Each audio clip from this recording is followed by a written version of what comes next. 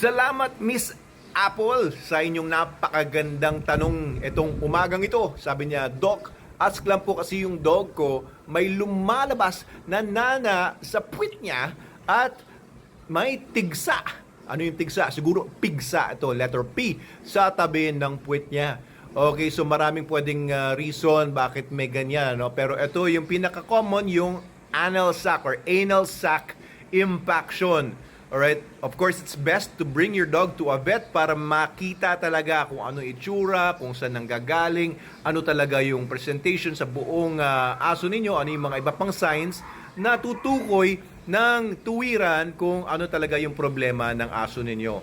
Okay, like I said, may mga differential diagnosis po yan. Depende sa makikita talaga ng vet ninyo. Pero explain ko sa inyo, yung anal sac impaction, baka ito naman yon. Yung aso kasi, meron siyang tinatawag na anal sac sa dalawang gilid ng puwet niya. So, kung halimbawa, ito yung butas ng puwet niya, yung dalawang side, meron niyang mga tinatawag na anal sac, parang may glands doon, tapos may tube, tapos ine-empty nung glands na yon yung laman niya na fluid papunta doon sa puwetan para pag dumi ng aso ninyo, may kasama ng fluid na yon. Oo, parang marker nila yon, parang meron signature sila doon na amoy. Oo, parang pabango nila yon para yung ibang aso maamoy yung dumi nila at alam na galing sa kanila yon. Ay yan, parang fingerprint nila yan. Anyway, yung anal sac minsan nababarahan for some reason, no? Maaaring karoon ng bacterial infection, maaaring yung bacteria mula sa dumi pumanik doon sa anal sac, maaaring iba pang mga causes yan. And ang magiging itsura ngayon, dahil hindi makalabas yung fluids mula doon sa anal sacs, lalapad yun sa loob. And maaaring mag-cause ito ng discomfort to severe discomfort sa aso ninyo kapag barado na tapos lumalaki, parang mukhang pigsa na siya, mukha pang kumakapal yung bandang puwet niya. Minsan dalawang side yung puwet niya, minsan isang side lang.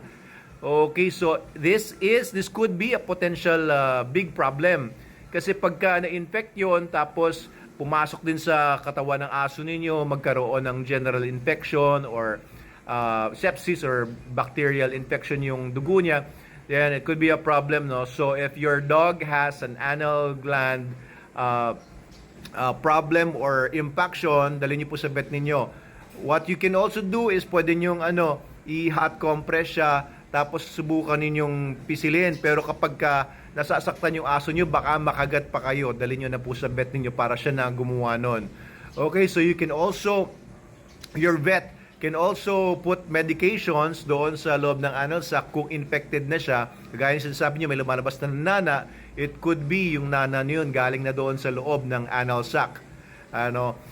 It could also be na yung nana ay galing na sa sugat ng aso niyo, kasi pagka nag-i-impaction yung anal sac ay magsuscooting yung aso niyo. Alam niyo yung scooting, yung idadapa ng aso niyo yung mismong puwetan niya sa lupa, tapos hihilahin niya yung katawan niya using his front legs. Ayan, scooting ang tawag doon. Kung na-imagine nyo, baka mahirap imagine, no? Pero kasi mahirap gawin sa tao yon, pero aso ginagawa nila yon.